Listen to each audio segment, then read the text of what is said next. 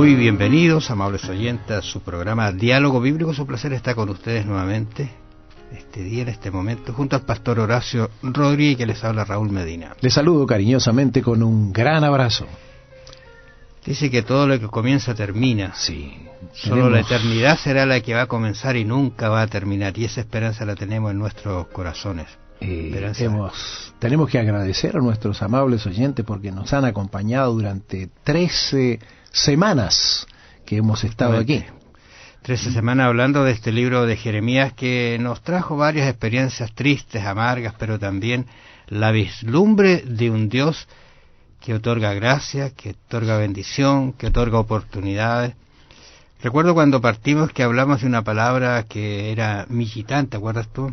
Sí. Esa, ojalá se cumpla esto. Esta es una expresión que está mayormente asociada a los seres humanos, porque el ser humano es el que desea cosas, el que aspira, y en la Biblia hay varios ejemplos de esto, que desearon cosas, pero cuando Dios la usa para referirse a su relación con el ser humano, ojalá tú te vuelvas, ojalá tú cambies, ojalá tú entres en camino, es como decir que Dios, que es el dueño de todo, que es el creador, baja a hablar nuestro idioma para ayudarnos a entender que Él realmente quiere estar con nosotros, que se hagan cambios, porque Él sabe el futuro. Y de hecho, cuando a Jeremías se le habló, se le dijo lo que iba a suceder, se lo dijo con pruebas indubitables, como sí, y además de eso debemos recordar que el Señor siempre tiene palabras de esperanza para todos nosotros. Pueden estar muy malas las cosas, pueden haber muchos problemas, dificultades, pero siempre el Señor tiene una palabra de esperanza, y creo que esa es precisamente la que nos llega a través de Jeremías en el capítulo 23 y el verso 5. He aquí vienen días, dice Jehová, en que levantaré a David renuevo justo, y reinará como rey, el cual será dichoso, y hará juicio y justicia en la tierra.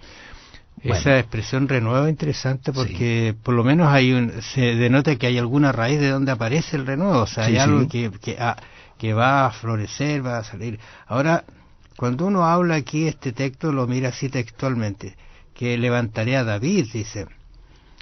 Y si nosotros nos ponemos en el tiempo del texto, ya David había desaparecido hace mucho tiempo, por lo tanto no puede referirse a David el rey. ¿No es cierto? Porque, acuérdate, en este momento ya han pasado 20 reinos después de David, más todavía porque estuvo David, ¿no es cierto?, y su hijo Salomón, y después vinieron 20 reinos más. Así que ha pasado bastante tiempo. Así que, lógicamente, lo que está diciendo Jeremías es que este reino, este renuevo, ¿no es cierto?, será Cristo el renuevo que reinará con justicia y juicio sobre el reino de los redimidos. Y eso es una promesa maravillosa. Bueno, y esa promesa para nosotros es una feliz realidad. Ellos lo tomaban que cuando fueron dichas estas palabras era una promesa que daba esperanza para el futuro. Ahora nosotros hemos visto el cumplimiento de esta promesa, y así como el Señor cumplió con lo dicho por medio de Jeremías, cumplirá todo lo que ha dicho a través de todas las Sagradas Escrituras. De eso podemos estar seguros. Y ahora, para reafirmar esta idea que estamos presentando, también nosotros tenemos que ver cuál es el Dios de Jeremías, cómo actuó este Dios. La verdad, las cosas que al analizar así este aspecto de estas lecciones que nos deja Jeremías, el Dios de Jeremías es un Dios maravilloso, pero, y decirlo como pero quizás no, que bueno, que ese mismo Dios también es el Dios nuestro, que nos ama y nos orienta. Hay varios textos acá que podríamos leer acerca de ese Dios de Jeremías, que es un Dios de amor. Bueno, creo que hay muchas preguntas que nosotros podemos hacernos y generalmente la gente se hace. Por ejemplo, ¿cuál es el carácter de Dios? Hay quienes preguntan, ¿cómo es realmente Dios? ¿Es un tirano arbitrario, como lo evalúa Satanás, o un padre amante y preocupado que solo quiere el bien de nosotros? Bueno, yo he escuchado personas que dicen, y creo que lo hemos comentado en algún momento, que les gusta el Dios del Nuevo Testamento, porque el Dios del Antiguo Testamento era muy cruel, que habían muchas muertes.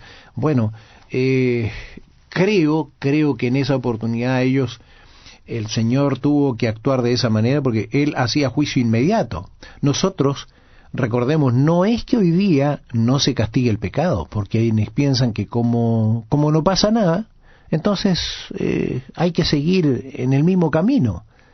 Salvo que ahora el castigo está al final de la vida. Al final de todo va a venir el castigo para todos.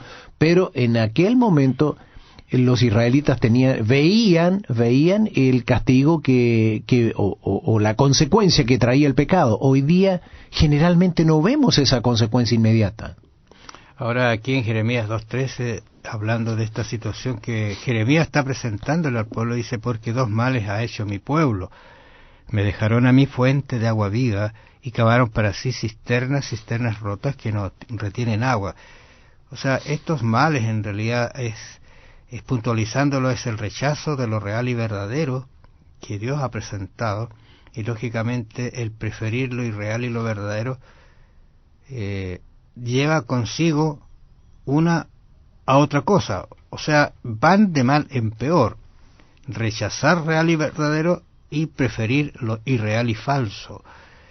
Y esa es la advertencia que hace Dios, porque mira, cuando tú creyendo que tienes algo que es sólido, y a veces en las estructuras que hacen escenas, ¿no es cierto? Tú ves a veces escenarios, pero que se ven rocas, se ven murallas, se ven toda una estructura muy sólida, y se ve así, y uno cree que eso es real. Y cuando te acercas o la mueves, hasta un niño la puede mover, porque son estructuras que demuestran una falsedad, pero muestran algo como concreto, pero es falso.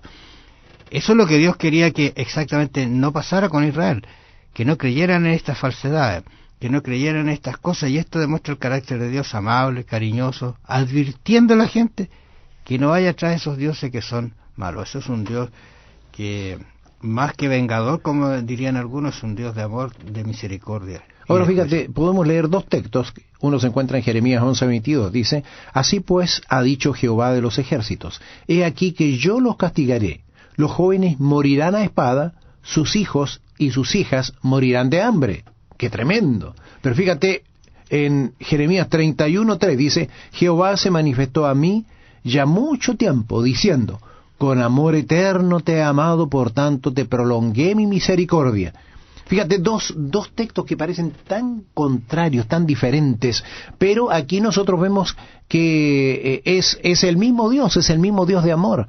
A Dios le duele tener que hacer lo que hace, pero tiene que ser un Dios justo. Nosotros nos hemos acostumbrado, y creo que hoy día la sociedad se ha acostumbrado a que lo que hacen, muchos jovencitos se acostumbran a que lo que hacen no trae consecuencias.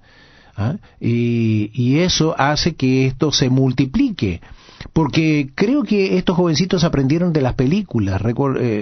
Seguramente tú has visto alguna película donde aparece alguien que hace cualquier barbaridad y nunca se ve que se presenta ante la justicia. Claro. Entonces, hoy día se ve eso, pero esa no es la realidad. Todo pecado trae consecuencias. Ahora lo extraordinario es que el Dios que dice es como una advertencia. Por ejemplo, el cuarto mandamiento dice, algunos van oponiéndose a este mandamiento, pero es un mandamiento que hace proteger no solamente a todos, sino a los pobres, a los miserables, incluso a los animales, para que los hagan descansar. Es un Dios que nos se perfila como un Dios de amor. Bueno, amables oyentes, gracias por su atención. Nos vamos a encontrar mañana. Bendiciones. ¿Qué evidencias del carácter amante de Dios ha visto en su propia vida? Piénselo. Que el Señor le bendiga. Será hasta mañana.